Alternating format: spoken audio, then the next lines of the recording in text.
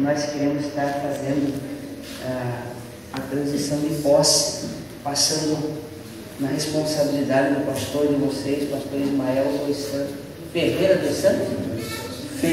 dos Santos e a irmã Miriam dos Santos.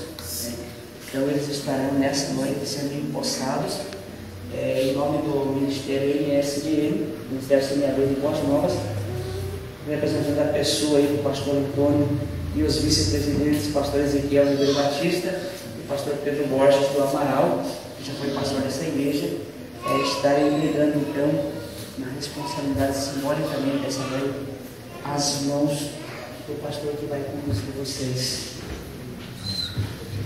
Deus, eu quero te louvar nessa noite por tudo aquilo que o Senhor por tudo aquilo que o Senhor tem feito nas nossas vidas.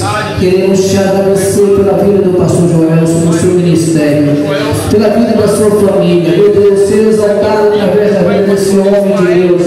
Conduza ele triunfo em tudo que ele quiser, onde ele passar, Senhor. Que a tua glória seja sobre a vida dele.